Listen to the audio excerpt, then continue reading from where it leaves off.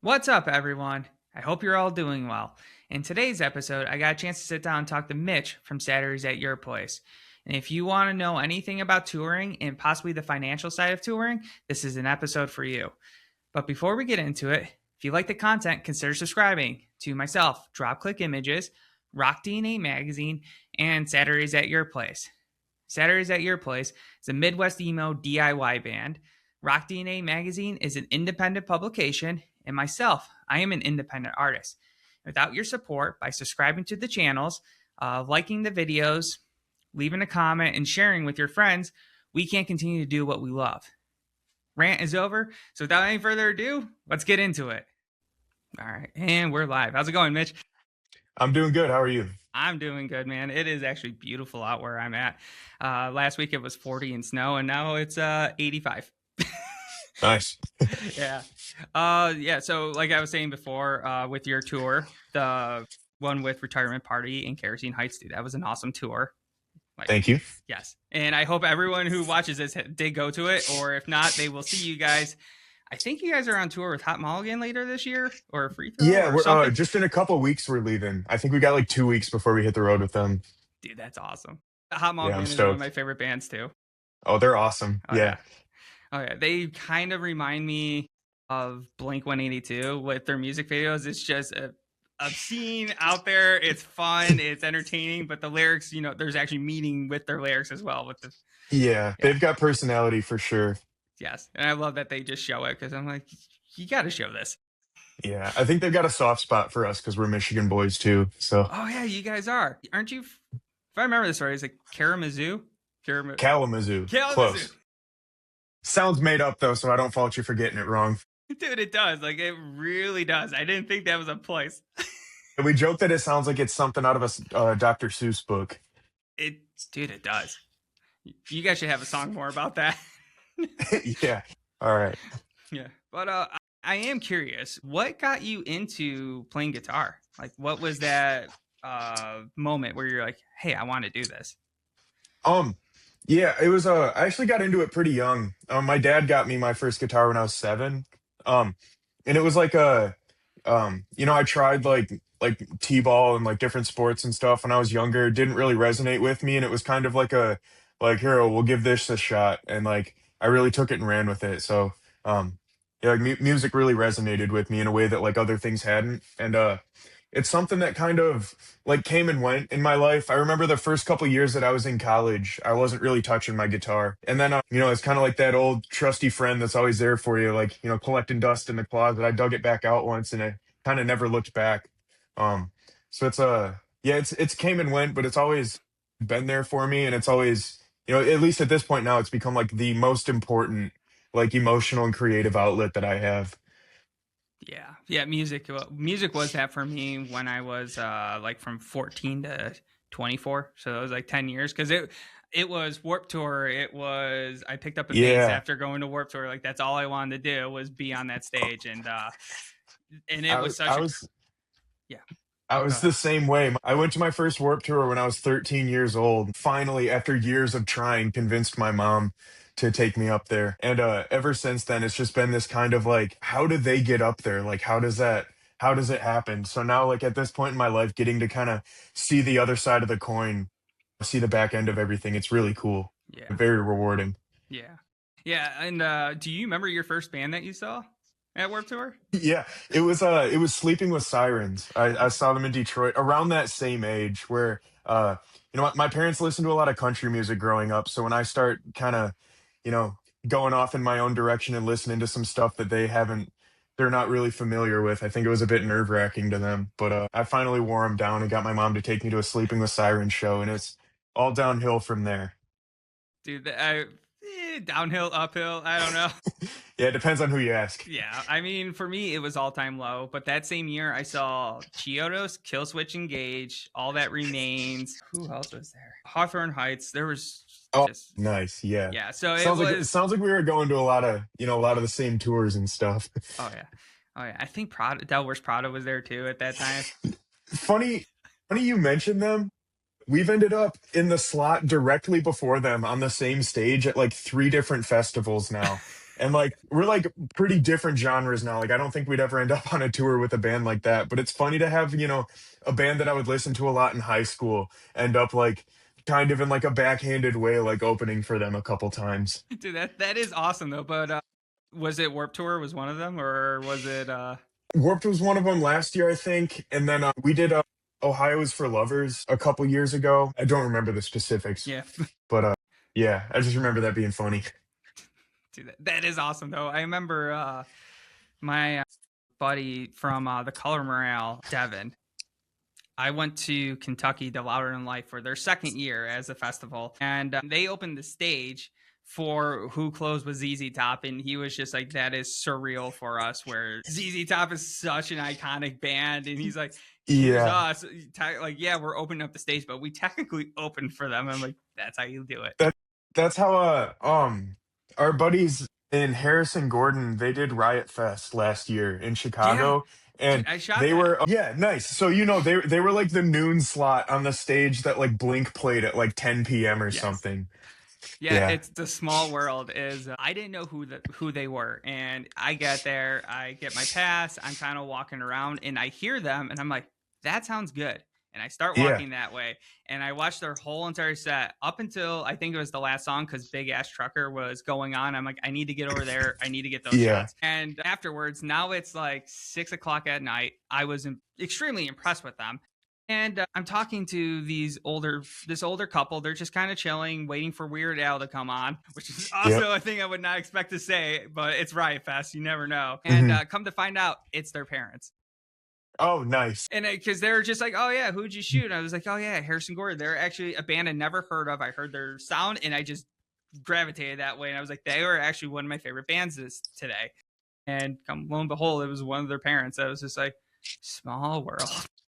Yeah, that's awesome. We actually we learned when we played Warped last year, uh, I think it was last summer. Yeah, that those festivals are a crazy way to get in front of new people. I mean, obviously it makes sense in hindsight, but we did Warped in DC last year and then we announced a tour like a little bit after, and the DC show sold out in like 2 weeks or something. And it was normally like DC was a pretty like run of the mill market for us. We've been through it a handful of times, but like haven't hit it very hard like we have like Chicago. So it was at first we were thinking, like why did this why did we sell like 500 tickets here when our other shows are like, barely crossing the 100 mark already? And then we're like, oh, like we played that Warp set, there were probably like 1,500 or 2,000 people there. So, I was actually there last year. That's how oh, actually really? yeah, that's actually how I heard you guys was the Warp Tour Spotify playlist. I heard Oh, nice. tarot cards and Yeah. I was just like, what is this? And then I clicked on your profile and listened to everything. I'm like, I need to watch them. And I saw, I would say probably 4 or 5 of your songs. And I think that was Nice. going, it was either, were you guys going when the Nitro Circus guys were on their dirt bikes doing backflips and stuff? Yeah, yeah. The stage was right next to Yes. that. Yeah. No, I had the best view of it. I actually had a perfect video of you guys are playing in the background then, because I know I was over there and I couldn't remember if it was for you guys or for a different band, but I had them doing backflips and I just pan around and you guys are playing and it was like, this is Warped Tour. Yeah. No, Oh, it was cool. Yeah, I was wondering, I think what was it, 2017 or so? They did like the last Warp Tour. yeah.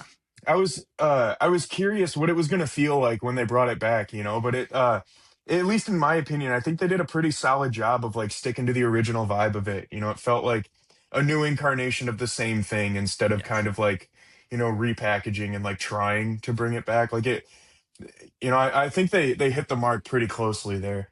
Yeah, I would agree with that 100%. I was also in the same boat. I was actually very concerned because I'm like, Warp Tour was like, that is, yes, there it was the best worst day or the worst best day of your life every single Yeah. summer. Like for Yeah. us, it was either 90 and humid and just god awful heat with no shade, or it was downpours. Like there was no in No, between. There was never a perfect day. I was gonna say, like, I have memories of being like dehydrated and borderline delirious in the Yes. crowds for bands, and like just in an absolute like torrential downpour watching my favorite band, and like somehow they're both great memories, which shows that like they're doing something right. But Yep. yeah, Yeah. it's a cool thing to be a part of. It was crazy to see the logistics of it all. Yeah. Um Because like when you're just buying a ticket and showing up and you're on the front end of it the whole time, you're just kind of wondering like, like who's setting all this up? Like, how does this even work? But like, it was funny being in the back. It's just like a highway of golf carts the entire time, just like taking shit between where it needs to go. Um, Yeah, see, yeah, I'm a that nerd was for cool that to stuff. see. I am such a nerd for that stuff where I'm like, I would pay money to just watch people set this all up. Insane. This goes for like even sporting events where you with hockey, where in basketball where you have the same player or same teams in the well, same team, same arena, and they have to either melt the ice, get the court ready for within 24 hours, or vice versa. And I love watching clips of just them doing it all. I'm just like, I just Yeah. show us this. No, Like, I even will pay like money. we got there and 90% of it was already set up, but it still felt like there was like, an infinite number of hours of work left to do even just that day. So it's insane to imagine like the kinds of teams of people they have to have like coordinating everything. Oh yeah, yeah. I've always been so curious about this stuff, and I wish I knew about that stuff at a younger age because when you're 14 and you see All Time Low or Chiodos or any of those bands that you watch and you're like, I want to do that. If it Mhm. doesn't happen, it doesn't happen. But there's so many other avenues that you can be a part of music, which is either the rigging or stage manager or tour manager or whatever. There's so many different Yeah. avenues that I wish I knew at a younger age. And I was I think 24, 25 when I really realized it. But I mean, at that point, I had a house, Yeah. I had a job, and all that other stuff. And I'm like, well, damn. Even But it even also now, led just me to this. just at the level that we tour at, like we're showing up to these 400 caps at like noon to play at 10 p.m. Yeah. Like there's still even just like so much of it, so many cables. Yeah. Just Yeah. it's cool how many layers there are to it. It'll drive me insane sometimes, but like I do like if I'm in the right headspace, I can step back and appreciate, the fact that we're able to pull it off. Yeah. Yeah, and so my brother and I also own a business where it is lighting and sound. We used to do concerts all the time, and then Uh, there's no money really in it. We love doing it, but it's also like here's a couple $100, and it is a 48-hour workday from working our full time jobs to going doing that, and then to tear down and just go back to work for another 8 hours. It was yeah. too much. So now we do It's weddings. We nice. that was the nice opening though, where it's just like we like there is other avenues, and that I think I was like 21 at the time, 22 when we were doing lighting for like DJ Snails, Black Tiger Sex Machine, a Oh, bunch of nice. DJ acts that would come through with without any tour. So it was them and some local support, and then we would do all the lighting. So it Uh-huh. it was cool. It was eye opening. Uh, yeah, it was very eye opening. Yeah, I don't know much about lighting, but I'd imagine it's got to be similar to like setting up sound for a 3 or 4 piece band where you've got, like 30 different inputs and like Yes. one or two people in charge of keeping track of all of that. And then like you can usually get pretty close, but it's rare that you get all the way to the end of the setup without having to troubleshoot something. Yes. Keeps you Oh, on your toes. the worst is shorts. When you have a short in the DMX cord, you don't know which cord it is, and because it's all daisy chained, well, usually it Oh, is. yeah. So you got to go through and try to figure out which one it is, and that is the biggest pain in the ass. Uh-huh. But It'll be crazy. I notice it with the drums the most just because there's so many inputs there. But there'll be like all these cables going from drum mics to like one like box here and then a snake to another box at the corner of the stage and then like there's a line running from that up to the front of house. So there's like everything has to be patched properly at like 3 different points and like just sometimes like here in like the like our front of house trying to troubleshoot something with the venue staff, it's like this mic's not working, but it could be like any one of these 5 things in the chain between like me and that microphone. um just I don't know, I have like a very like mechanical brain and I enjoy thinking about like the way a lot of this stuff works, so like it's fun to be a fly on the wall for a lot of that stuff even if it's like a bit frustrating at oh yeah. times. Yeah, and are you like when you guys put stuff away, are you very meticulous like, hey, it needs to go like this cuz this is how it works and it fits?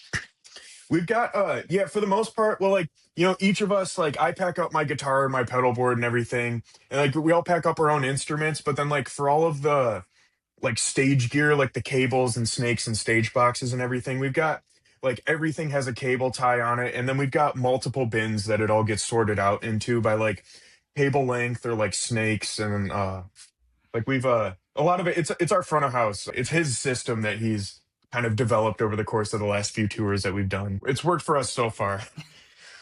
Yeah, my brother and Just I trying are to the keep same. up. Yeah. We're this Hot Mulligan tour is going to be a I think it's going to be a new challenge for us because we're used to playing like 500 caps where you can like practically stand like this and almost touch both sides of the stage, but we're going to be in some like 2-3 thousand cap rooms with Hot Mulligan and Joyce Manor, and like those are like it's a 1 minute walk from one side of the stage to the other, so there's going to be a lot of some new hurdles we'll have to overcome. Oh yeah, but you guys got this, and I'm Yeah, so yeah. excited that you guys are on that tour. Like, because that is a great tour, and Hot Mulligan, I think, brought back Midwest emo. Because I Th- mean, it was modern baseball. Like they were like the core, like the founders in a way of it. Like they were doing things that nobody else was doing at the time. And yes, things happened. They stopped doing it, and then eventually it got picked up, and all of a sudden Hot Mulligan just like they just came out of nowhere, and all of a sudden like Free Throw and everyone else kind of got big off of it with it, or people found them. Yeah, they Hot Mulligan's awesome because they really make a point of, like they started playing in basements too. Yeah. So like they know what it's like to be a smaller band, and like they really make a point of like dragging these bands out of these like tiny scenes that like people like don't really know about, and they'll put them in front of a huge audience for the first time. And like we're a band that they did that with. Yeah, funny enough, you mentioned Free Throw too. Free Throw's the first band that took us on a tour that wasn't all basements. So like it's they've I'm sure there were people that were doing it before them, but at least for as long as we've been in it, they've really been like an example of like a band that really goes out of their way to like help other bands instead of just being like, like we got ours and we're good with that. Like they really make a point of trying to bring other people up with them, and it Mm. shows. And I think they get a lot of respect for that. Yeah, and I do think that's part of the scene where like this Midwest emo, I think I've drawn so much towards it is because it reminds me of the DIY Warp Tour days where Warp Tour was Yeah. the same, where it started out with nothing. Like it didn't make money the first year, and then Yeah. the second year it was just his friends and stuff, and like no bands like No Effects and Pennywise are like, hey, this Mhm. sounds cool, let's just do it, and then it's just grown from there. And I feel like Midwest emo, this scene is very similar, where it's, hey, we're growing, but we want to like grow everyone together. It isn't just us versus them. Yeah, in a way it does kind of, it feels like a huge family in a sense that like everybody's kind of like looking out for everyone else. And it is you mentioned that like, it's nobody nobody really makes it if they're doing it for the money because like or at least from what we've seen, like we've heard so many stories and we have our own stories of like piling into a van and we don't know if this van's going to make it out of the state without breaking down, and then for the next 2 weeks like we're taking turns swiping our personal debit cards to fill this thing up with gas. um like we're like very much just doing it to like get out there and like play music in front of people. And like if you're or at least I like to think like if you're doing it for the right reasons and like trying to like just trying to like give back to the scene, like the scene's gonna take care of you. And like we're lucky enough to have like to have it show back up for us. And like we're gonna keep putting everything we can into it for as long as we can. Yeah, I mean, it showed even with your tour where you guys got Retirement Party back, and I know Yeah. they haven't done much in a very long time. And then same with Kerosene Heights, which is a band that is kind of doing the same, where they're in a van just trying to make it, and like, hey, come on tour, and they were awesome. I Yeah. became a fan off of it. Oh, I'm glad. It's funny you mentioned Kerosene Heights van. There's a bit of a story there. So we did in the fall we did another headliner, and our Detroit show we stacked it out with a bunch of bands to like make it this kind of like huge hometown headliner, hometown in Yeah, quotes. But Kerosene Heights was on that, and on their way to the show, they hit a deer and totaled their van that they were in. So we gave them our van after that show. So now they're touring in the van that we did our first couple full US tours in. And it was funny on that tour because we would pull up to we rent now. So we would pull up to the venue in our van, and then they would pull up in our old van, and it'd be this like out of body experience. Like, is that me? I don't know. Just so weird, like calling a vehicle home for like 2 years and then seeing somebody else in it. Mm-hmm. Yeah. But I mean, it's also got to be, I think, bittersweet in a way where it's like, yeah, like that was our home. It's got us to where we're at now, which is two LPs, I believe, or at least I know one, Yeah, possibly. Yeah. two in an EP. Yeah, Yeah. if you But count the first one. yeah, but it's gotten you that far where now it's just like, yeah, it's time to, once again, like you said, get back to the scene. And the band needed it. You guys gave it to them or sold whatever. They Mhm. have it. Yeah. Um, no, it's cool, and it's all like uh, thinking of that now, it reminds me of a time when we had our trailer stolen off of our van with all of our gear in it when we were on tour with a band called Prince Daddy and the Hyena, and they just like without hesitation let us like borrow and play all of their gear for the rest of that tour.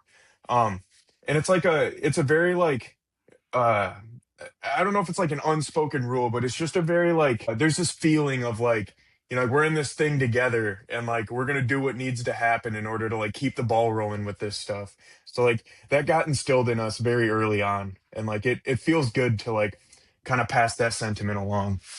Yeah, I mean, I've heard of Prince Daddy and Hyenas.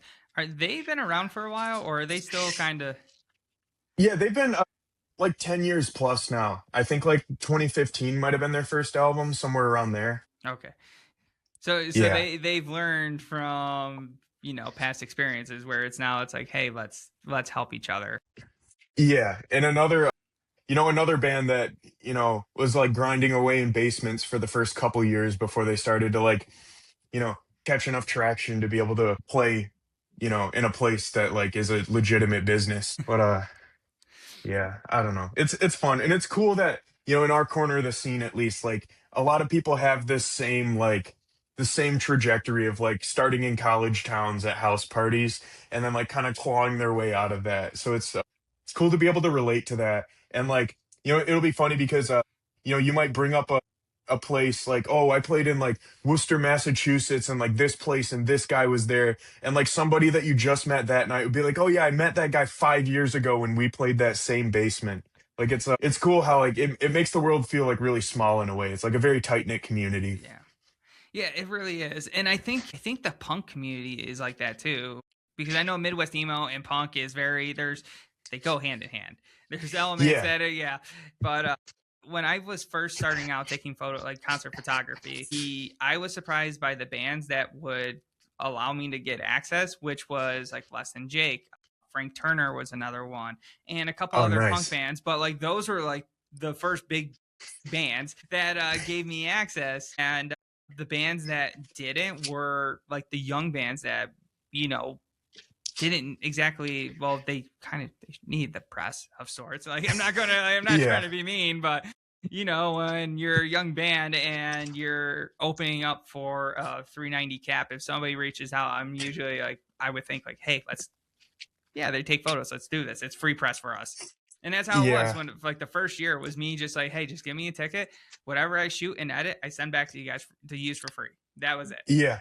I think, I don't know them personally, but I'm willing to bet that like those bands also, like when they were the little guy, like had some bigger fish be like, yeah, sure, like I don't know who you are, but like Yeah. let's give it a shot. So like Yeah. it's that like keeps itself alive in the sense that like, we're constantly reminded that we would not be in this position if it wasn't like, if we weren't kind of invited into it by another person who somewhere down the line was also like given an opportunity by someone else. And it's just like it's snowballed into something really big and really cool, and we're lucky to be a part of it. Yeah, yeah. I still think Jr. is actually one that gave me uh, the press pass the first day because it was their 20-year run of Welcome to Rockview, the Blue album that they have, Hmm. and I literally shot them an email off of their website, the contact email, and I was just like, "Hey, I have a ticket for the show.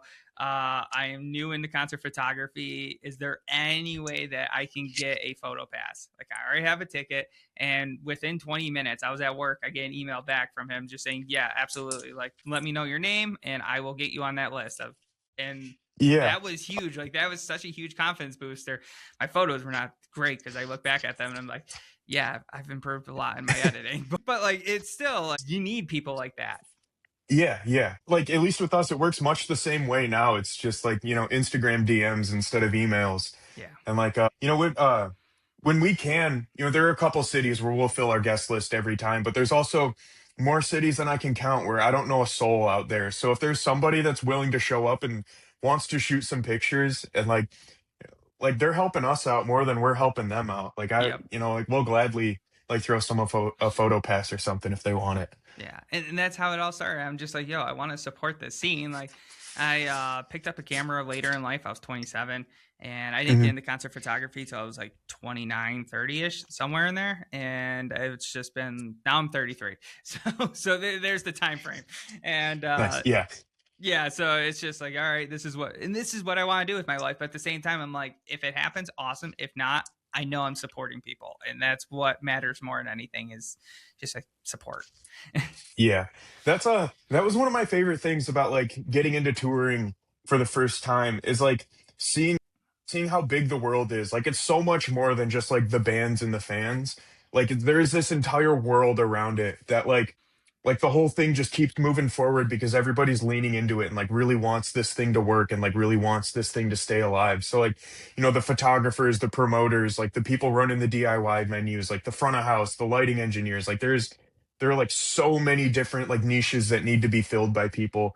And like they're all filled by people who like doing it because they think this thing is sweet. Like they just want this to exist. So like you meet some really passionate people and like some really motivated and driven people doing it. It's I just feel lucky to be a part of it. Like I keep saying, Yep. And I also want to give a shout out to your manager, because he was one of the easiest managers I worked with. Like, Tyson's yeah, awesome. yeah, He's actually Esden's cousin, our bassist singer, and he started out as we were doing a DIY tour, and he had a camera, and we're like, yeah, dude, like you can tag along if you want to like take some pictures and videos, and then like he slowly just started kind of picking up other things as they like needed to be done to kind of keep our headspace clear to like focus on the music, and it just kind of evolved into this management position. So he doesn't have like formal industry experience or training or anything, but like I haven't met a single person that I would trade him for. It's really cool. He's also very uniquely invested in us because he like just as much as the three of us helped build this into what it is now. yeah, Yeah, we're yeah, lucky to have him. yeah. I want to give him a shout out, because most managers are, they mean well, they're awesome. Mhm. But all except for two shows that I've been to, I've have issues trying to get my photo pass, where it Really? is, yeah, either my name's not on the list, or it's under a different name, or there's always issues where I'm like, all right, now I gotta contact the manager through email, or if I got their number, I call them. Tyson, that was the first time, and I've been doing this now for over a year as a photojournalist, of walking in and I'm like, here's my ID, and I already have the emails already set up on my phone, and they're like, oh yeah, you're good, just go. I was like, what the hell just happened? I'm like, this is supposed to be like this?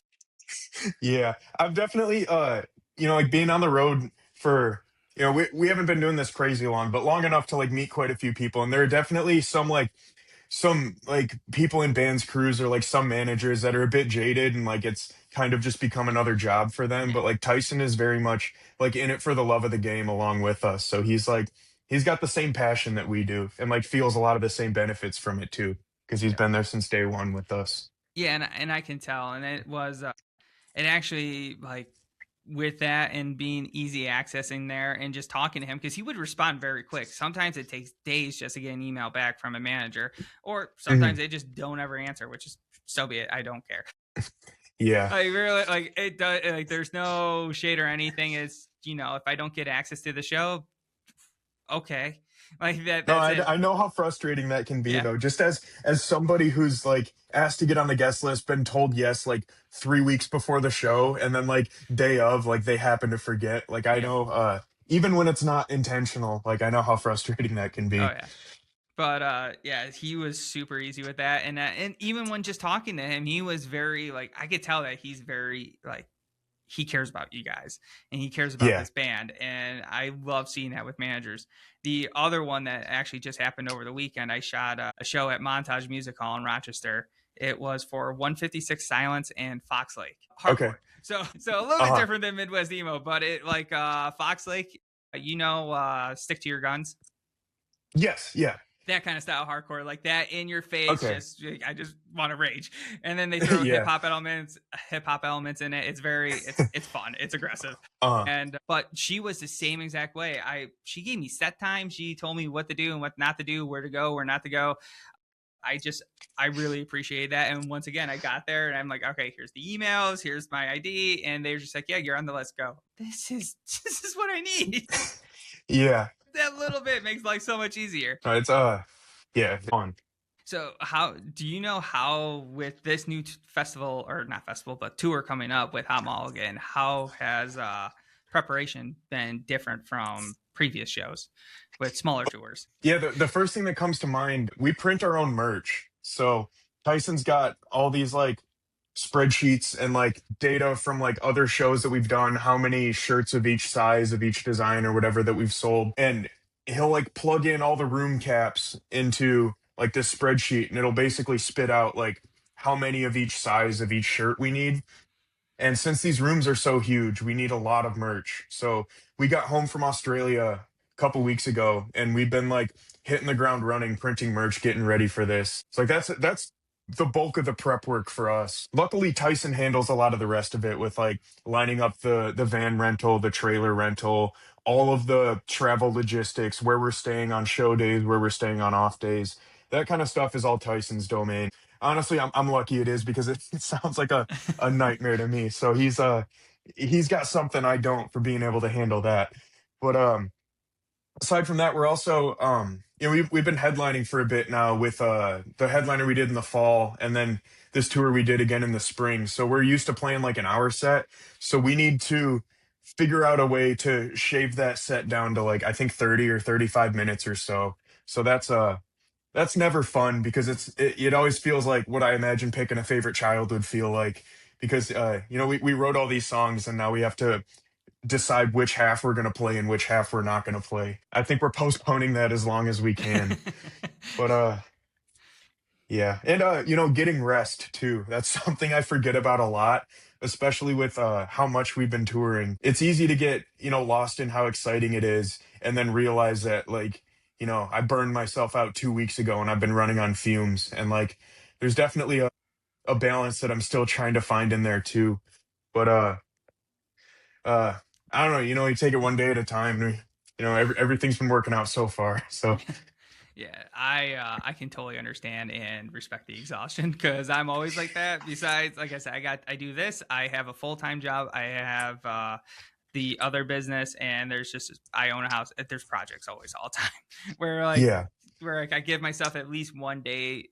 Usually it's Sunday morning. Like I'll get up and do absolutely nothing till like at least 11 o'clock, and I'm usually up by Mhm. 6 because it's just my Yeah. schedule. Oh, damn. Yeah, Yeah, and the hard part is not feeling guilty for sleeping in like yeah, 5 hours later than you meant to because you've been or in our case we've been waking up and driving for 5 hours every single day for the last month. So like I did earn it. Like I shouldn't feel guilty for sleeping until 3 p.m. on a Wednesday, but yep. there's still like this. I don't know. It's Oh no, what an it's so interesting true. life.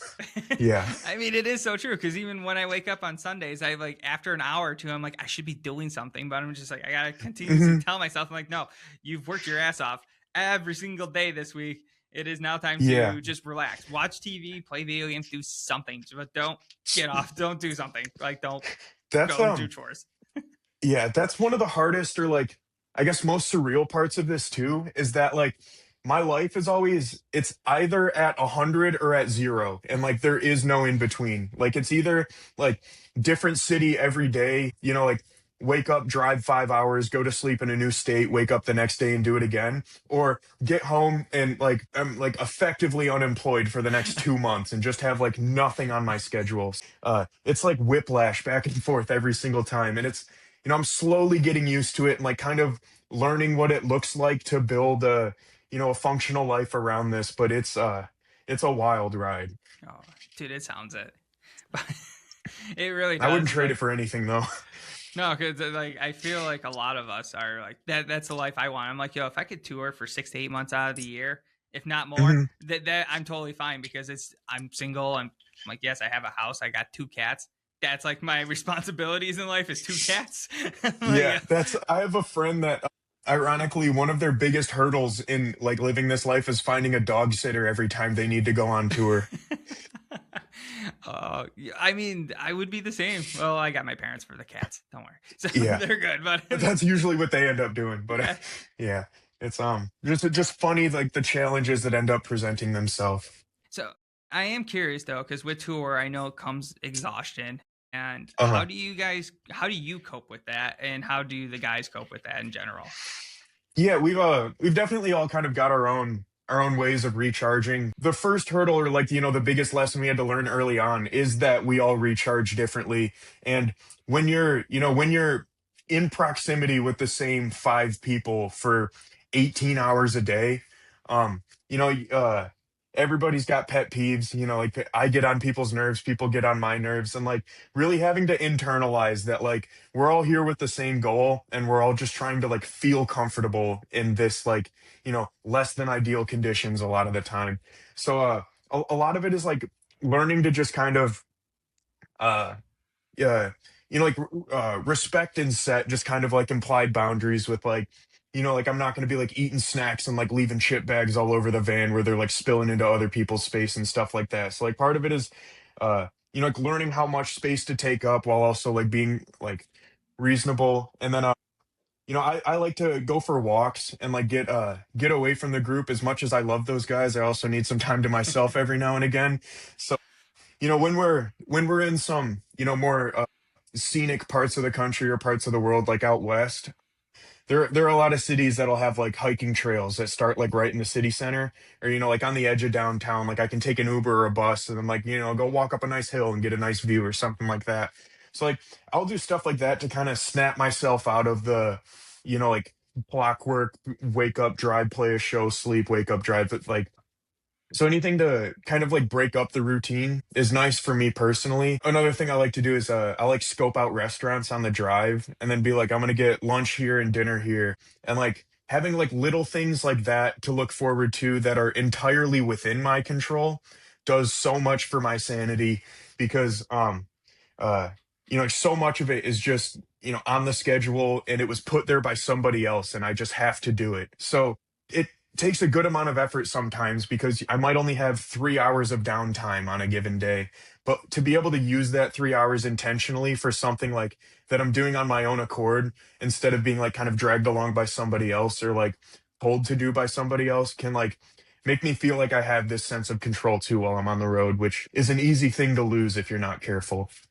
Yeah, I could actually understand that when you mention that because I never thought about that about losing control because realistically, your life can be planned out by somebody else your whole entire day. It's like, hey, you need to drive, you got to be up at 7 a.m., you got to be at this venue by noon. So you got to drive there Yeah. straight. You got sound check or load in, sound check, all this. Next thing you know, it's 4 o'clock. Well, doors are at just say 6. So Yeah. now you And got, you haven't eaten yet. yeah. So now it's like, oh, now you got to go get food. And of course, at this point, you might as well, like, you got to get food with all the guys because you don't have real all the time in the world to go Yeah. off on your own, do stuff, and then next thing you know, doors open. Well, it's kind of you can't really disappear from the venue and Yeah. show, and then tear down, and yeah, your day's done. Uh, Yeah, those first couple tours, I really didn't have to worry about that because everything was so new and exciting. I hadn't been to 90% of these places before, so it's all like just kind of blowing my mind. But recently when we get to like, like for example, I love playing in Denver, but pulling into Denver for the fifth time is not as exciting as pulling into Denver for the first time.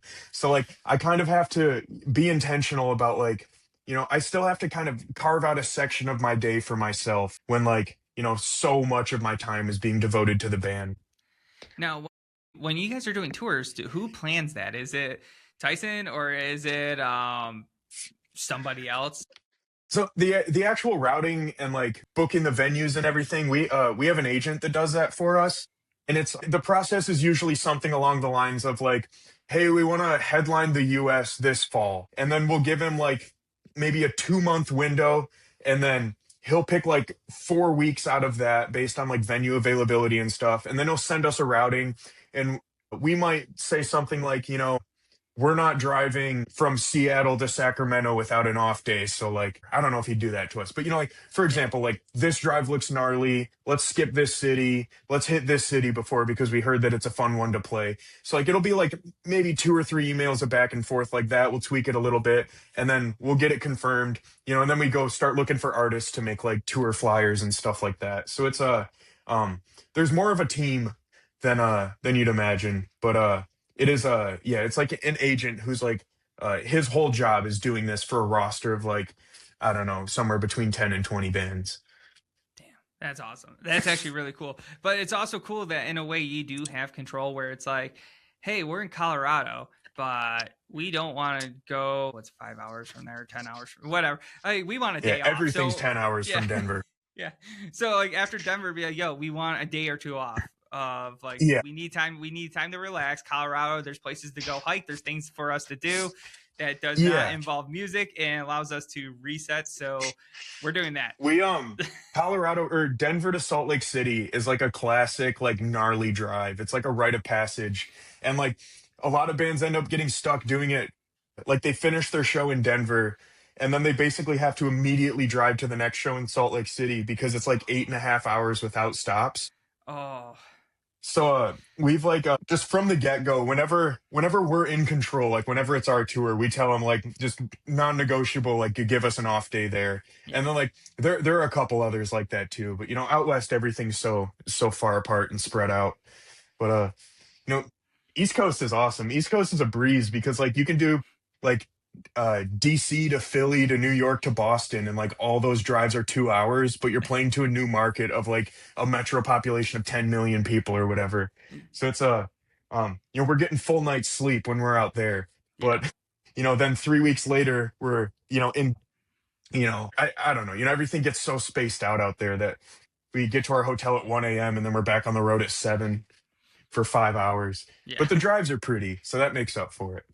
Yeah, I mean, I know a lot of, I've talked to a lot of people about touring and stuff, and I understand, massive markets are, no, I love Buffalo and Rochester, but we're not big markets. We are Yeah. tiny markets where, like, with your show, I'm not going to lie, I was very surprised to see how many people were there because I saw you Yeah. guys at DC, and I was like, this is a pretty decent sized crowd for you guys because it was an earlier set of Warped Tour on day one because it was hot Yeah. as shit.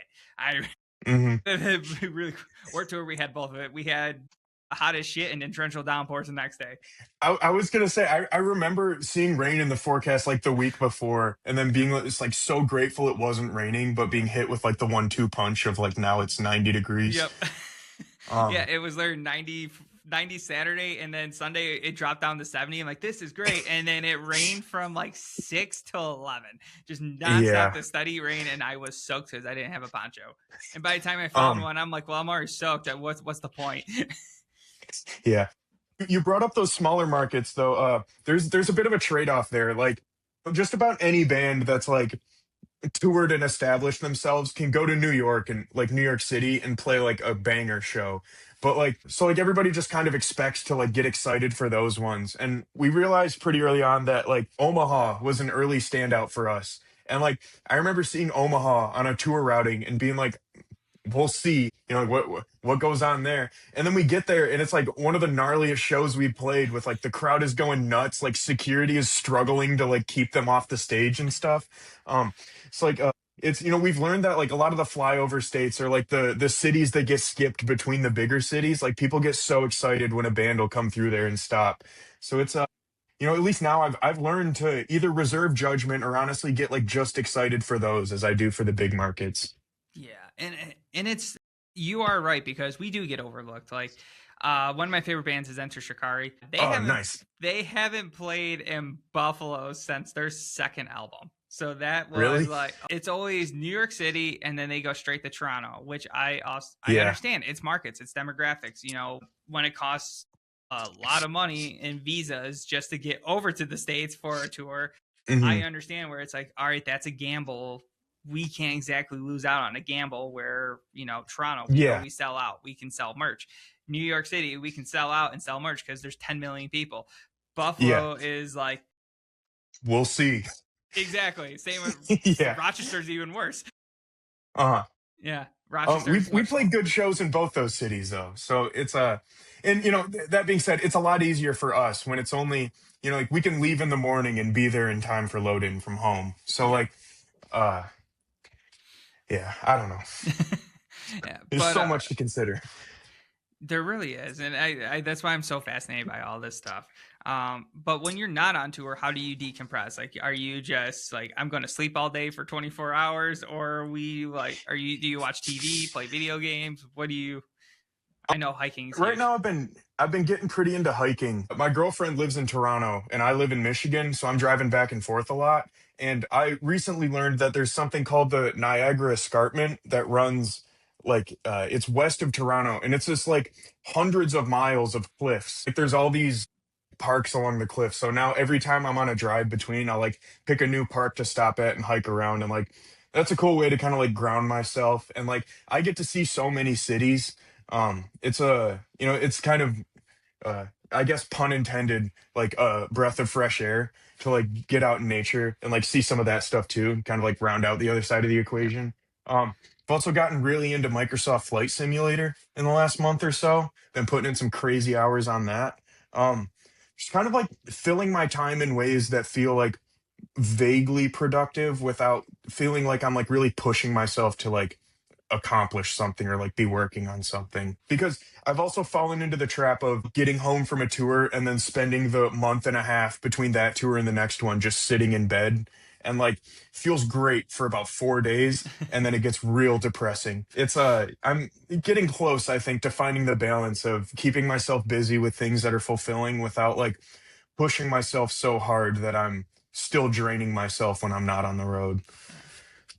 Yeah, cause I mean, like you said, you can sleep and stay in bed for 4 days, but like with your life and the touring and all that stuff, you kind of go from one extreme to the other. Where the one extreme, it's Yeah. such an adrenaline high being on stage, singing and performing to 4 or 500 people to 1,000, whatever it may be. It could be 20,000. I don't know, but Yeah, I you wish.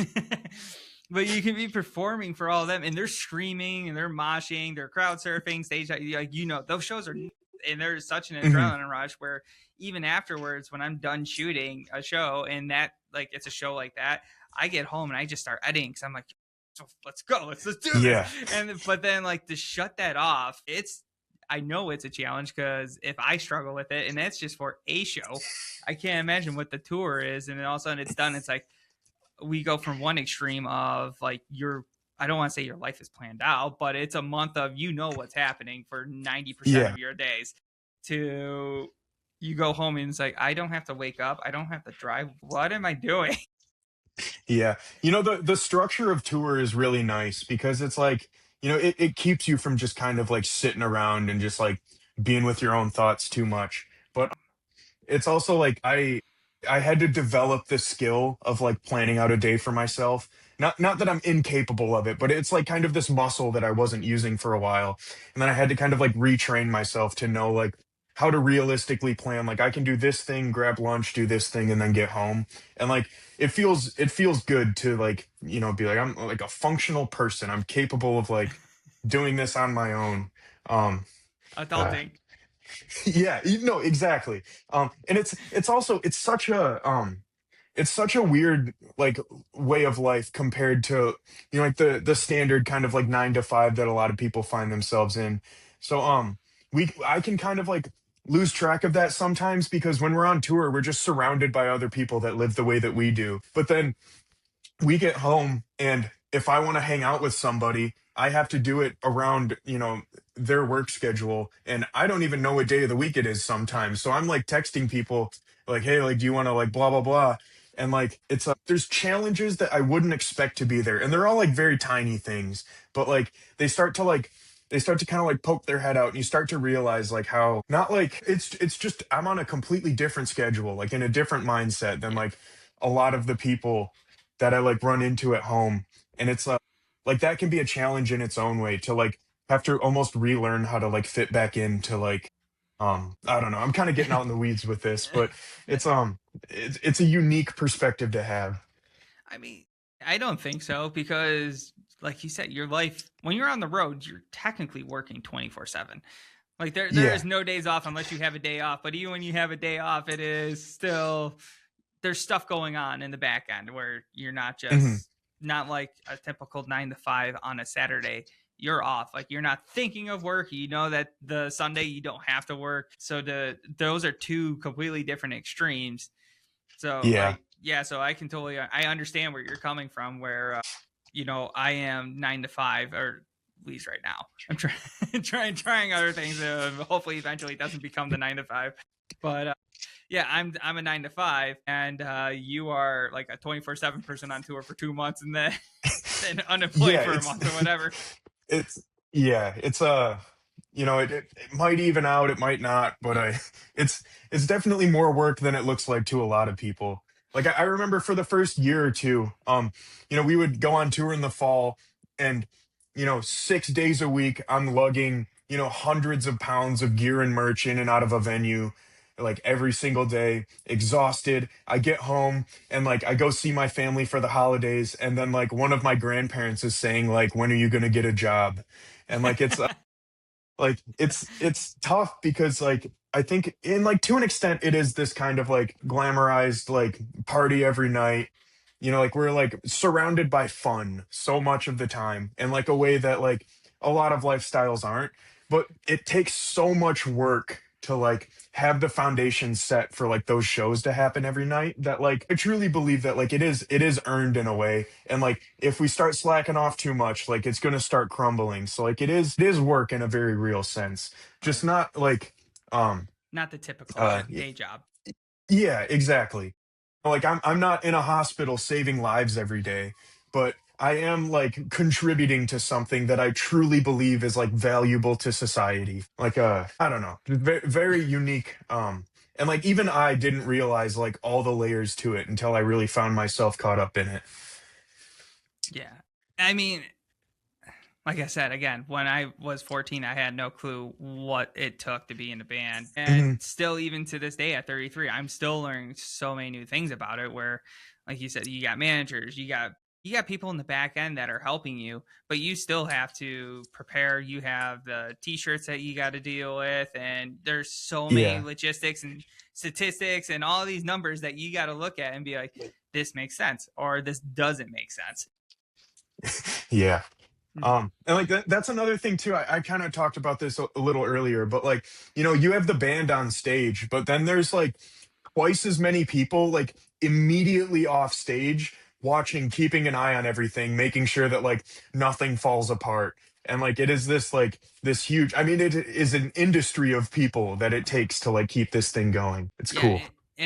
I do like festivals for that reason because you do get to really see them on the side, and you kind of can see where their focus is at. Where there's always some lighting guys or riggers who are just on the side, like making sure the lights are fine, especially if Yeah. weather comes in. It's always find that stuff fascinating. But there's always like the drum techs who Yeah. are usually like any kind of guitar tech, drum tech, any of them, they're the unsung heroes.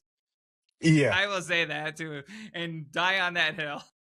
They have superpowers too, with like if something goes wrong, like half the time they know what it is before they even like get their hands on the gear. It's really impressive, like the skill set that a lot of these people need to be able to like work on the fly or like fix something. Actually, our Warp Tour set, we we got up on stage, got everything good to go.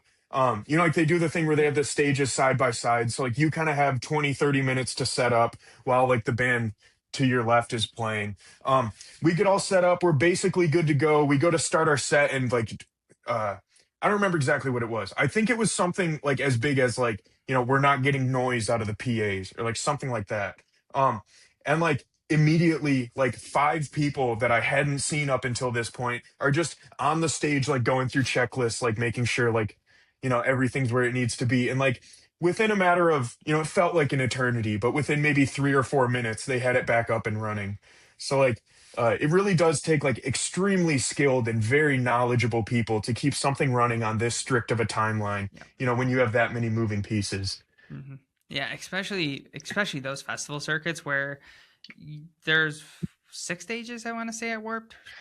There's Yeah. six. And it, Six and a if half. one thing gets off, it has this ripple effect Yep. across the entire festival. And like, if my cable goes out and the right people aren't in the right place at the right time to solve it, like the last band's going to finish an hour late because like it'll stir up this whole like storm of issues. Yeah, because it actually happened at Chicago at Riot Fest, day 3, I want to say. It was with Hanson. I think they were trying to perform at day 3. And I was going to go over there and take shots. And I'm there. I'm waiting. I'm waiting. It's now, 10 minutes past their start time. And there is nothing happening with the stage. They didn't Uh-huh. start for an hour after their set was supposed to start. So like when they were supposed to be done is when they started. And I don't know what happened. But by that point, I was like, there's other bands I need to shoot that are bigger than Hanson. Yeah. I think that was just this year. Yeah. I think I remember that because I was there with my girlfriend and I remember something happening with the schedule on that third day. But whatever it was, they either downplayed it or got it solved to the point where it wasn't catastrophic, but it did get big enough for me to hear about it as someone who wasn't even playing. Well, I think the Guar issue took some heat off of it because everyone was all boned up because it's Guar. They chop off people's heads all the time. And they chopped off Yeah. Trump's head and Taylor Swift and all this stuff. And people are going nuts over it. Like, why this is cancel them? And I'm like, First time. I remember actually to bring up Warp Tour again. I went and one year I think I managed to get like my sister into like Sleeping with Sirens and Pierce the Veil or something. Like I ended up she tagged along with me and like she ran into like somebody that she knew while we were there and that other person dragged her to the Guar set and like having no idea what she was signing up for and she came back and like she wore like a decent outfit that she liked and she is covered head covered to in toe in like pink and green slime and just fucking pissed off for the rest of the day. um that's honestly uh, probably one of my most vivid memories of Warp Tour. oh yeah. Yeah, um I still because Guar only did it 1 year at Warp Tour, the actual traveling circuit of what Warp Tour was, that at least I know of. yeah. And I remember that set because my friends saw me afterwards, and I'm covered, and they're like, "What did you just go witness and watch?" And I'm like, Yeah. "You have to be there to understand it." Because It must have been that same year. yeah, it had to have been. It was God. I wish I could remember the year, but yeah, I just remember that. And I like Guar live. I can't listen to their albums. It's not that like I've never given them like a proper chance, but I have like just seen them in passing for like a song or two at festivals and stuff, and I like it is entertaining. It is oh my objectively entertaining. oh my god, it is. Like I can't like that's what I try to just tell people. I'm like, you gotta go, have an open mind, and you will laugh at the chaos. But on top of Yeah, it, they're like actually phenomenal musicians too. It's not like they suck at their instrument. yeah. It's No, just like, at the very least, it's quality people watching. yes. But yeah. Oh yeah. But I kind of want to touch base a little bit on some realities of the touring with the music industry. I know we've already talked bits and pieces, but I Yeah. am kind of curious because we mentioned, how expensive visas are and all this stuff to come into the Hmm. States, where Enter Shikari actually last week just announced that they are canceling all their North American dates because of visa issues. So I can only Oh, assume it's super expensive right there. And they're like, yeah, we can't afford to put this kind of money out, and hopefully we can still tour. Uh, have you touring overseas? Is it kind of like that as well for US bands?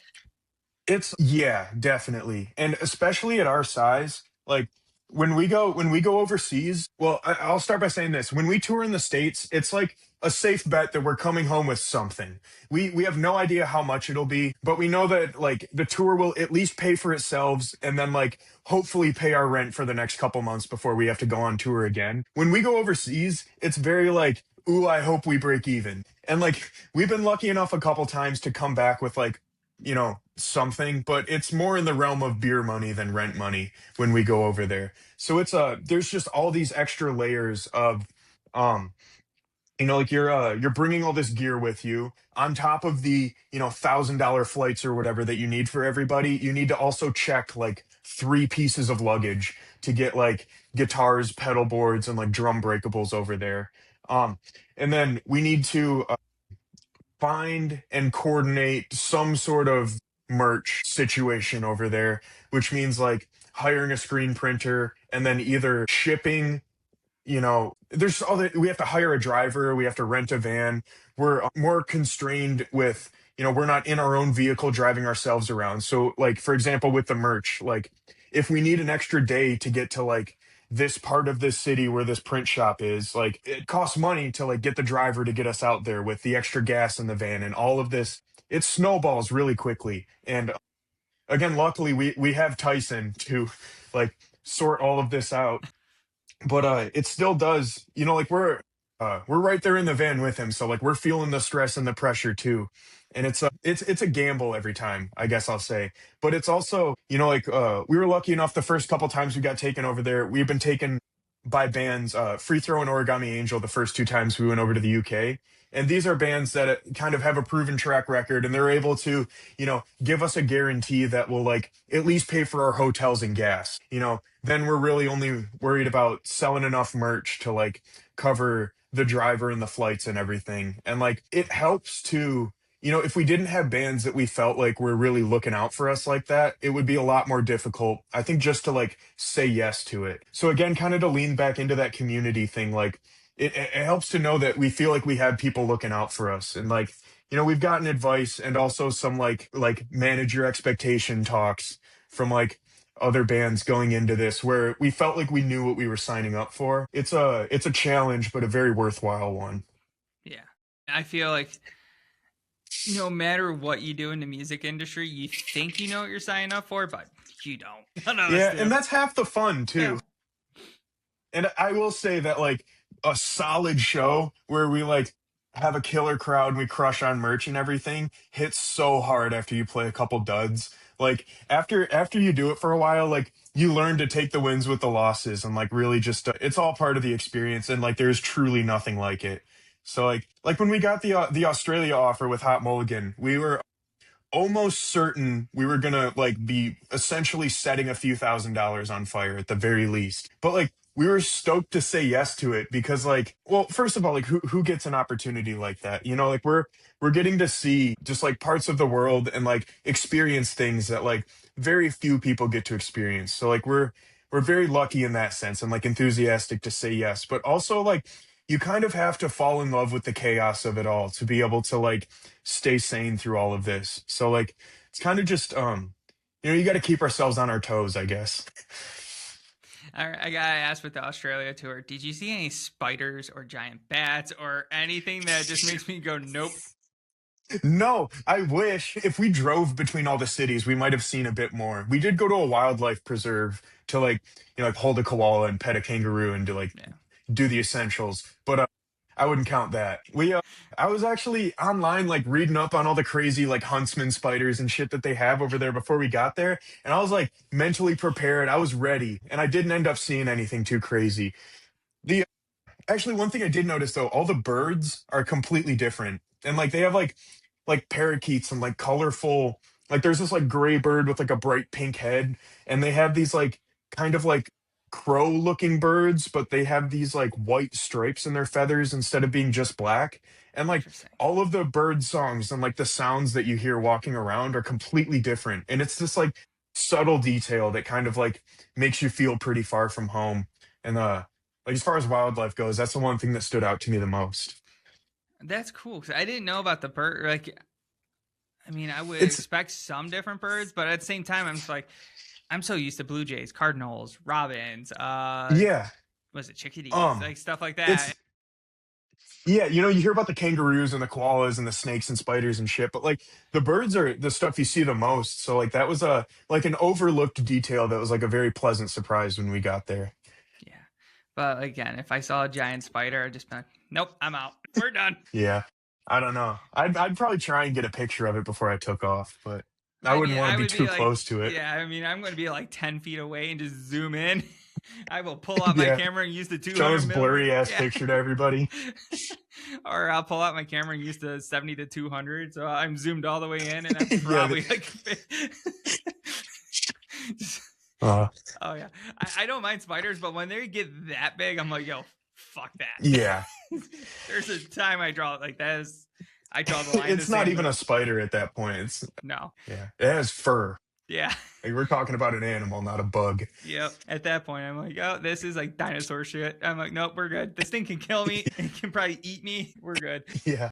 But with touring, is there like hidden costs that you were surprised by? Whether it's the States or Europe or any of that, was there anything that was just like, oh, I never thought of this? Um, I mean, doing your laundry in a hotel sucks, especially when you're like financially running on fumes and like all of your clothes smell like shit, and the only solution is like paying like $12 for like a $6 wash cycle and a $6 dry cycle because that's the only time and place that you're able to like carve out the time to do your laundry. Um, uh, Another one is like like you can have all the essentials covered but not factor in the fact that you need to spend like probably $20 a day minimum on like food if you're trying to eat quality meals that will like keep you feeling decent. So like like you can't cook or anything. You can't really like have or travel with like groceries. You can have like granola bars and stuff, but like you need meals and like you need like food, and that definitely costs money. Especially, the best paying shows are in the highest cost of living areas. So, if you're playing in like Manhattan and you need to well, there's plenty of options there. So Yeah. maybe that's not the great example. But if you're like playing in like some city where you have like an hour and a half to like find food and get back to the venue for sound check or whatever, like your options are very limited. So like you either have to like plan ahead and like kind of scope stuff out like I was saying, or just like be prepared and like have a budget in place for that. And that definitely took me a couple tours to like figure out. Yeah. Yeah, I feel like the food is definitely a sneaky one because Yeah. I'm kind of a health nut. I am all about like longevity, where my goal in life is like being 70 plus years old without on any medication. But That's a by do solid goal. yeah, I mean like that's like the dream right there. Everyone's like, "Oh, I want a six pack." I'm like, "Dude, I just want to be 70 plus without on any kind of medication." That sounds great in Yeah. life. It means I did something. But by doing that, it's like I do cook a lot. I love cooking, but I also eat very healthy. Yeah. And I know like anytime I go on the road for either traveling, like we're going to Warp Tour next month. I'm Mhm. actually going to Ohio Rock and Roll Hall of Fame this weekend just to get out Oh, of New nice. York for a few. It's a 3 hour drive from my house. So I'm like, yo, Yeah. I haven't been there in a few years. I want to go back and explore it. But by doing that, I'm like, it's very hard to find healthy food. Yeah. And like when you're at home, it's very easy to have this kind of like, oh, I'll figure it out Yeah. attitude towards like, what am I going to eat for dinner? But like when you don't know, or especially if it's like an off day and you're like, we have days where we have to knock out 12 hours of driving and we wake up at like 8 in the morning to do it. And with stops, we're not where we need to be until like 10 or 11 at night. So like, my only options are whatever might be like attached to the truck stops or gas stations that we're staying at and stuff. So like it becomes a very like you can get by on junk if you're, and I did for a Yeah. long time, if you just don't want to put the effort into it, like you will keep yourself alive very easily pretty cheaply, but you're going to feel like shit. Yeah. So like I've uh I've learned to have to put a little more effort into like figuring out where my meals are coming from. Yeah. The first time I went to New York City, I literally lived off of Chipotle, and I was there for a few days. I was just like, we need to make this as cheap as possible because it was for Yeah, a it's food still have it be fellowship. real food. Yeah. Yep. And it was Chipotle. This was like 2011, 2012. That was the first time I ever went to New York City. And I've Nice. been That back a was few. back when it was like $5. Yeah. That's what I mean. Like for $5, you had real food and it was two Yeah. meals. I was like, this is Uh-huh. awesome. But yeah, We we did. Gabe, our drummer, and I actually worked at Chipotle together for like 2 years or so. And we watched the chicken bowl price go from like $7 to like, it was like close to $9 or something by the time we left. But we like firsthand witnessed like 20% of inflation on the Chipotle menu in like the sub 2 years that we were there. Oh God, that's insane. Because like right now, I can't remember the last time I had Chipotle because it's so expensive, and I look at it, I'm like, I could make five of these bowls for the price of that one at my, Yeah. and I know what's And in it. it's still it also feels like you can try and like not go for the crazy shit. No matter what, you get to the end and it's like $20 by the Yep. time you like add a drink or whatever. Yeah. Anything I like don't that know. now, it seems like it's $20, and I'm just like, I can make this for like 5 at my house. Yeah.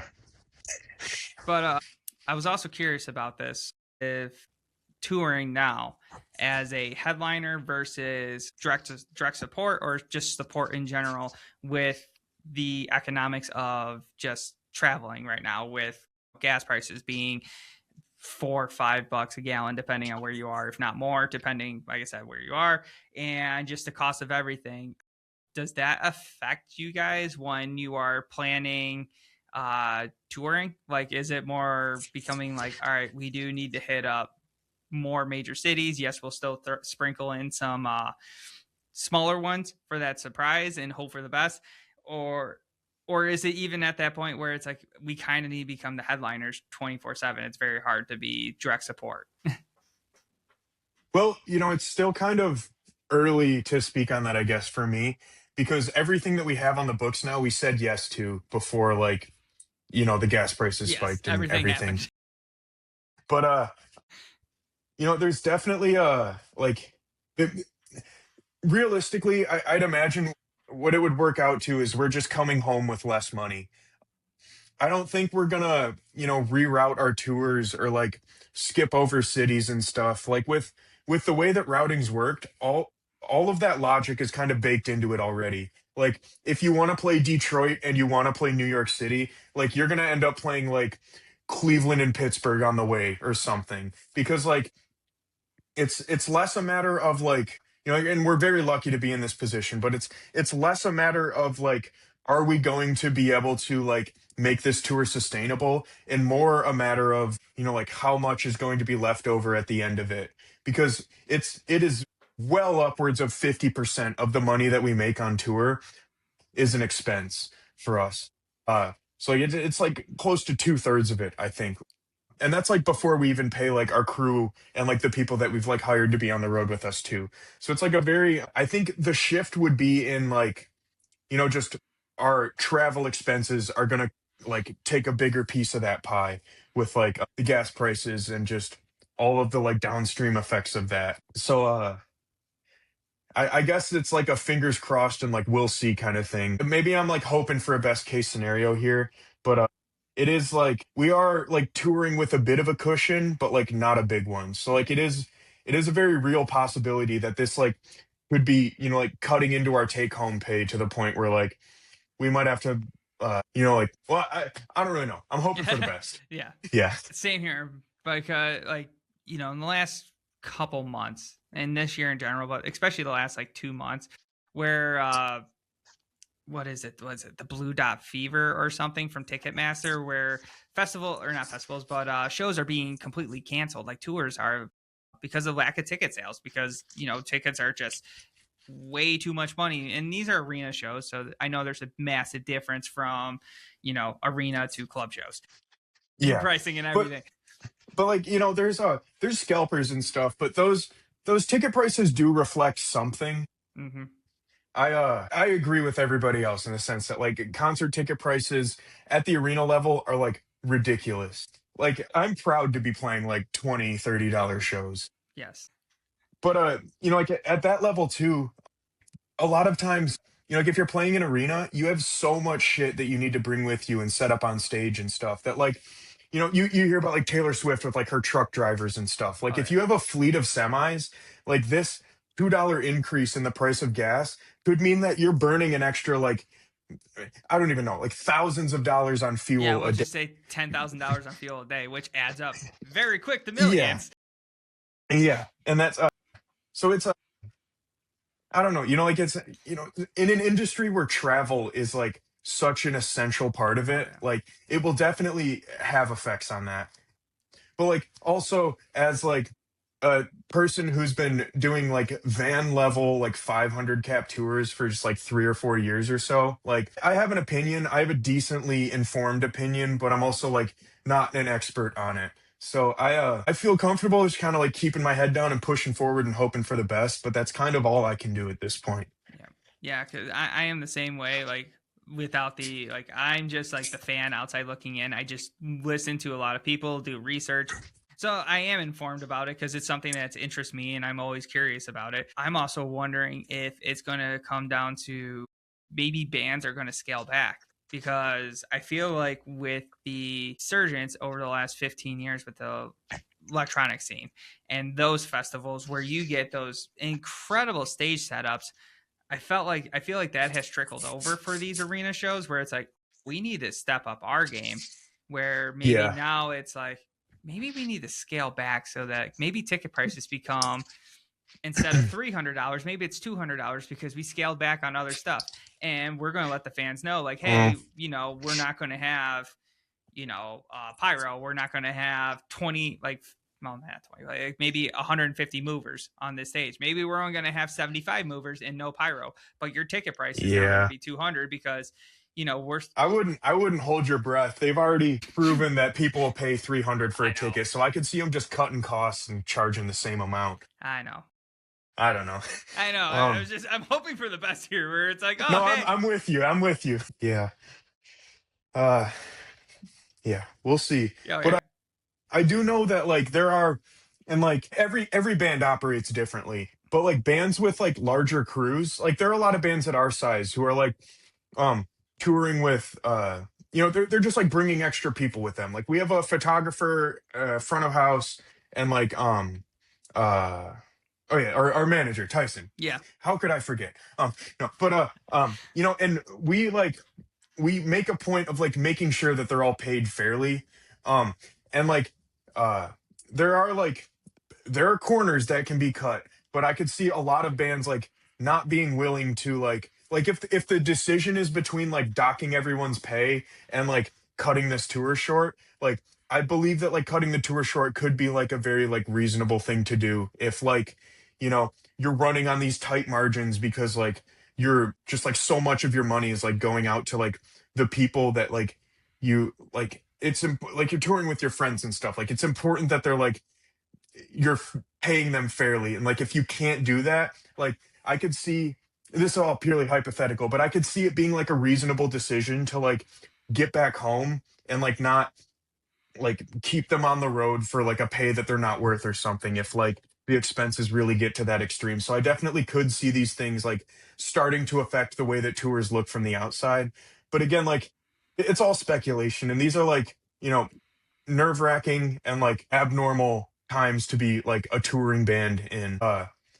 Again, like at the end of the day, like all anybody can really do is like speculate or speak from experience, and it's too early for me to be able to speak from experience on this. I don't know, business as usual until proven otherwise Yep. is how I'm operating. Yeah. Which, and I will always throw this at Warped Tour. I am grateful at how they are able to do their 2 day festival, which I'm all for. I'm too old for 4 days. Like it hurts my body on day 4. It's not fun anymore. But the 2 day festival at a very fair cost. I think I paid 125 for the ticket because I got in right Yeah, and away as like soon as there's the.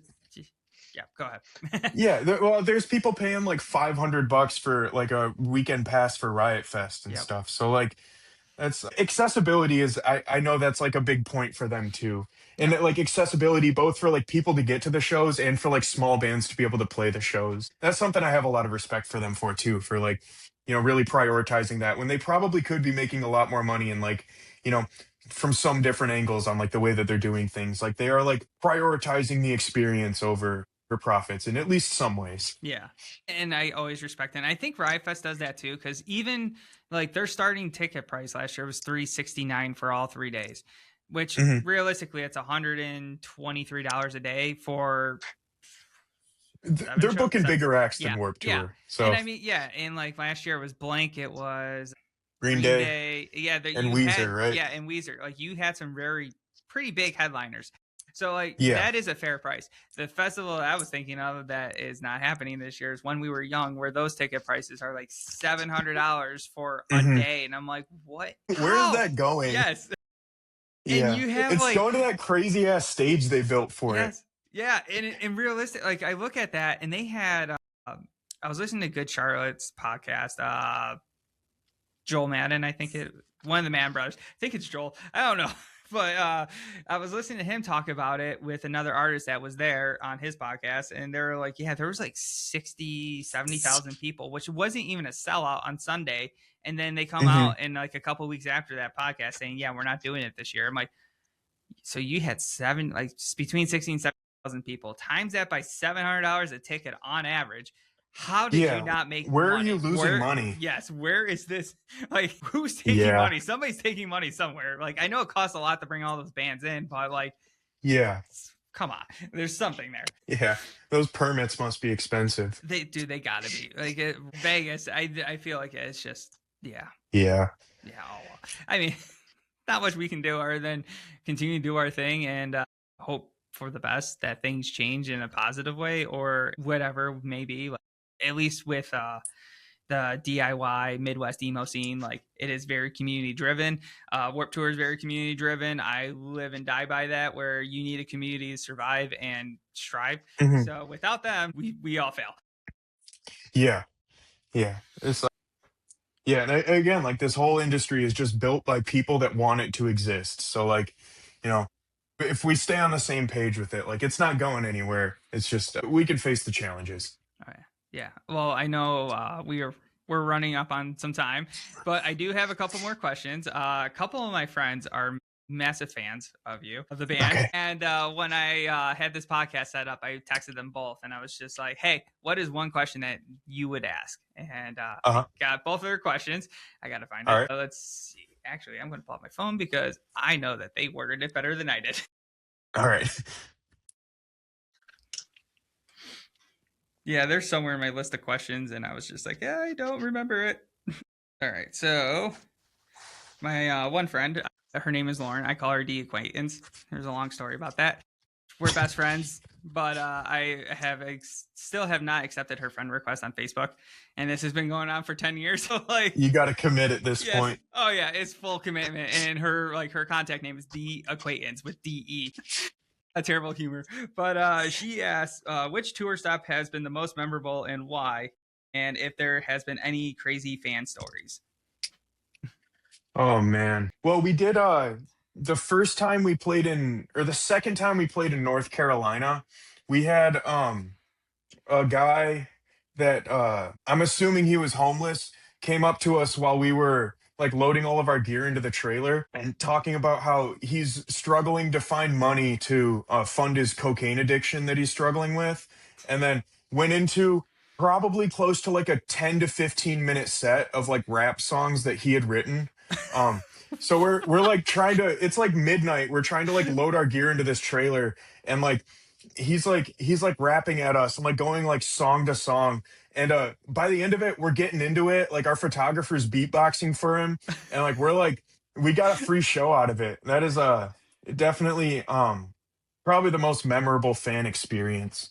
uh Jesus, as far as like memorable tour stop or like city, um I don't know. I That's tough. They do blur together in a way. Like there are standouts, but it's all by the time you're on stage like in a venue, a lot of them feel like pretty solid and pretty similar. We're lucky in the sense that we get an energetic crowd just about everywhere we go. So uh to be a standout, it really takes a lot. Recently in Australia, though, in I think it was Sydney. These to back up for a second, these Hot Mulligan shows in Australia we just did were a bit different in the sense that like a lot of these people at these shows don't know who we are or they aren't there to see us. So we're playing to like a very like deadpan, straight face audience for the first two or three songs.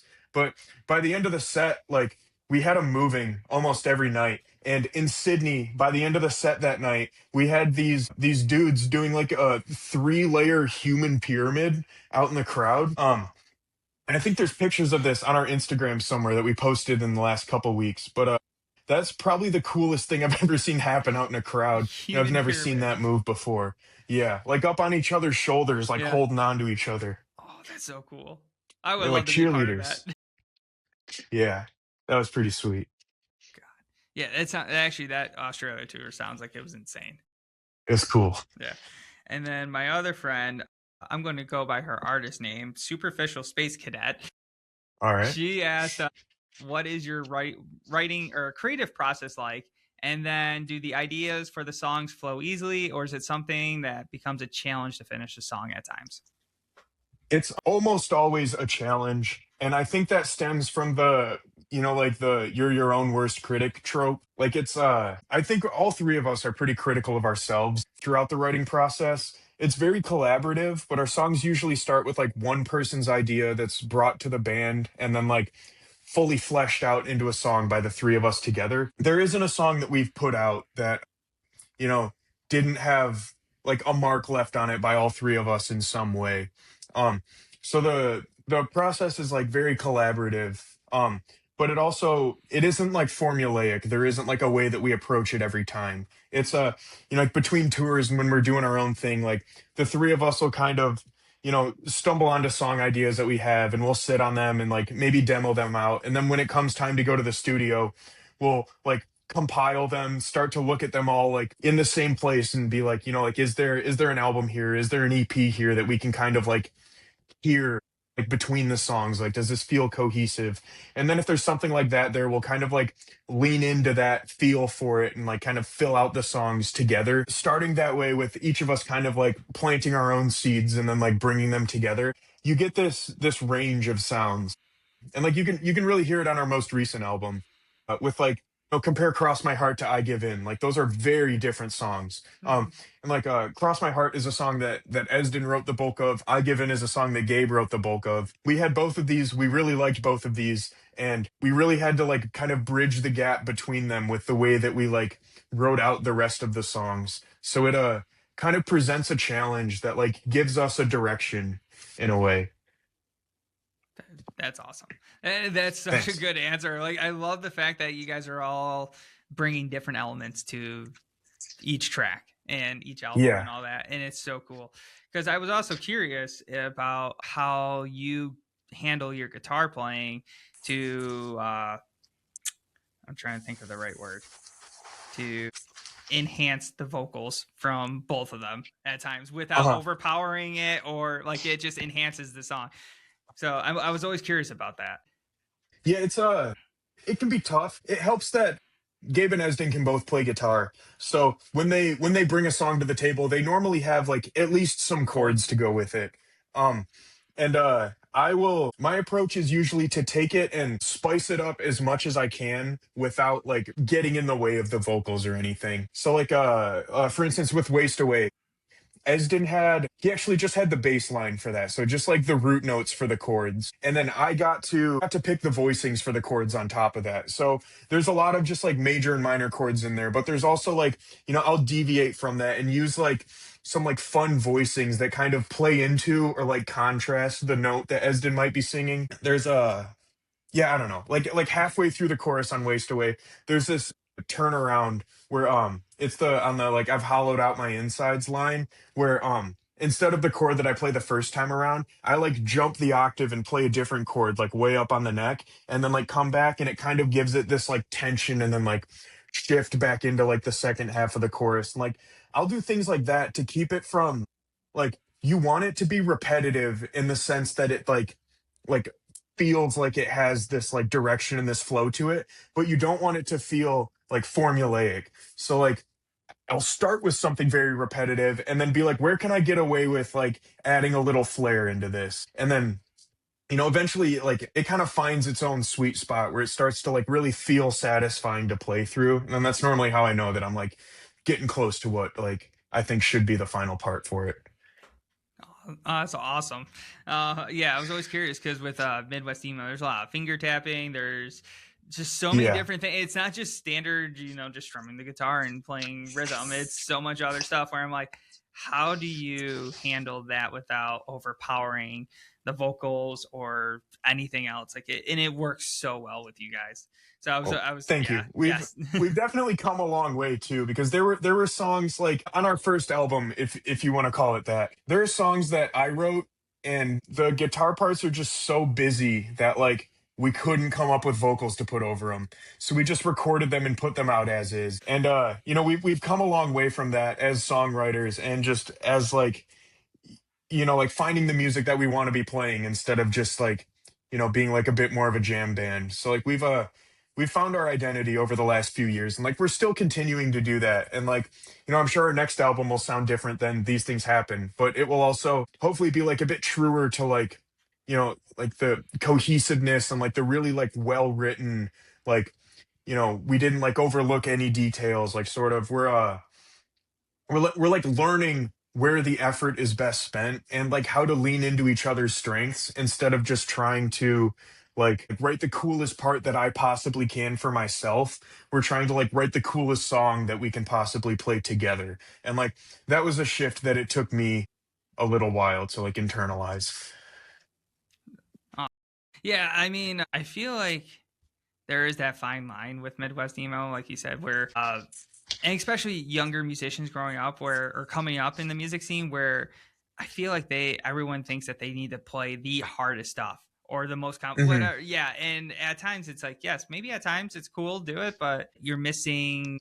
There's so much more elements to a song than just a super cool guitar part Yeah, and or like drum there's fill always or going to be there's always going to be a time and place to like yes. go crazy for a second. But like that you can't just do that. Like you need a well-written song for that to like contrast and like play well into. Like a difficult to play riff on its own is not going to make a good song.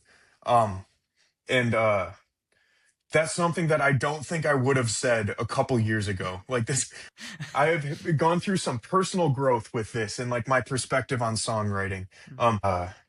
Yeah, I don't know. It's been fun. All right. I do have one last question, but before we get into it, where can everyone find you guys? I know there's Instagram. I don't know about Facebook. Yeah, we're on the internet. Just anywhere you find any band, just type in Saturdays at Your Place and you'll see us on there. Spotify, Apple Music, everything. We have an Instagram, we have a Twitter or X or whatever. We have a YouTube channel. We vlog our tours and dozens of people watch them. So join the party. We can get dozens. We can get 2 dozen. Yeah. Oh. That's awesome. Last question though, for musicians just starting out and think about yourself back when you picked up the guitar, what advice would you give them? I guess write what you want instead of what you think people will like. There's a piece of advice I don't remember where I heard it, but it stuck with me. It's if you try and write music that everybody likes, it's going to sound generic and it's just going to get lost in the noise. But if you write music that is going to be like somebody's favorite song, that's what you should be going for because that's going to cut through the noise for like some like segment of the people listening to it. And like it's more important to stand out to somebody than to just be like vaguely appealing to everybody. So if there's something that like you really like the sound of or you're like really proud of this thing that you've written, but it's weird, that's a good thing. Like you don't want to sound like every other band or like if you write something and it sounds like and like like not to say anything bad about any of this, but like TikTok and Reels are like flooded with lots of like very talented musicians that are writing songs that all sound like they could be like off of the same album. And like if you're writing like another like four chord song that's like just easy to listen to and it doesn't really cut through the noise, like that's a great start and like that can be fun, but like don't be afraid to lean into like the kind of like quirkiness that you might be tempted to inject into that and stuff because that's really where it's going to take off is like it's better to be unique and to be liked by some people than to be like just kind of vaguely liked by everybody but not enough to like be memorable. So I guess yeah, don't be afraid to be a bit odd would be my advice. Yeah. And Yeah. if it can't feel like a chore, or I mean I guess it can, maybe that works for some people, but like it really like our EP that we got traction on and started to take off with, like a lot of those songs were written when like the three of us were like really struggling with our own like personal things. And like I was in college for a time of that and like some of the most stressful times in my life. And like I was using my guitar as an escape from like the things in my life that I felt like I didn't have control over. And I was up until 3 4 in the morning playing my guitar on nights where I was just like pick it up for a minute and then like I get lost in it. Like you need to fall in love with it, like in a sense, because like you need this like it needs to feel like this like vessel of like it needs to feel personal. Like you need to like there needs to be emotion involved in it for like people see when that is there, and they also see when like you're trying to fake that. So like I think just like leaning into like the like genuine like feelings that you're trying to bake into the stuff that you're creating, instead of just trying to create something that sounds like the other stuff that people like. Just I'm walking myself into like the most cliche advice possible here with saying like, just be yourself. But like that is truly like, I guess don't be afraid to be yourself when it feels like being yourself might like stick out in an odd way, because sticking out a bit like that is literally what makes you like like memorable to people. So like don't shy away from that. Yeah, and I will double down and say that goes for everyone in any kind of artist standpoint, whether I, you're a I'd painter. imagine, Yeah, yeah. yeah, just be yourself, be genuine, be honest with it. Hmm. People can see through trash if it's not yourself. Like if it is, you're copying something or you're trying to Yeah. force something, people are going to see through it. I mean, I do when I do anything. If I see it, I'm like, yeah, that's not you. Like, I don't know what you guys are Yeah. trying to do, This but that ain't you. That's another thing too. If you love Hot Mulligan and you want to be in a band that sounds like Hot Mulligan, and you write a bunch of songs that really sound like Hot Mulligan, You're people just, are going to listen to you and be like, "Oh, these guys are trying to be Hot Mulligan. yep. Like this isn't original." So like um I don't know, draw influences from as many different places as you possibly can. And if it feels weird, you're doing it right, I Yeah. guess is what I would say. Yes. Yes. Live a weird life, I guess is the best way to describe it all. Yeah, people are into that. Yep. All right, Mitch, this has been awesome. All right. Everyone, Thank you so much. dude, thank you for coming on. This has been great. Yeah. And for everyone, go follow Saturdays at Your Place on YouTube, Instagram, I'm assuming Facebook, the internets, whatever. We're on there. Yes. Yeah. And go, if they're coming near you, just go buy a ticket and go, because that is them with Hot Mulligan is going to be, it's going to be insane. Like I wish it was coming. Like I wish this tour was coming back to Buffalo or Rochester, where I was just like, I will go, or even close. I don't even know the closest we're getting to there. I haven't even looked. I don't think it is anywhere near us in general. Like Yeah. I think it's like 5-6 hours away is the closest stops. And I'm like, Next time. that's how I We'll look be at back. it. All right, buddy. Take care. All right. See you later, dude. And that was a fun episode with Mitch. And I hope people were able to learn something about the financials of touring and the touring life in general. And again, please subscribe to all our channels: Saturdays at Your Place, Rock DNA Magazine, and myself, Klick Images. Again, without your support, we can't continue to do what we love. And if you're an artist, a photographer, tour manager, or anything in the music industry, and you want to hop on this podcast, please shoot me a message. I would love to talk to you. I want to gather information for the next generation of artists and people who want to be in the music industry but don't know how. And until next time, take care of yourself, take care of each other, and I'll see you in the pit.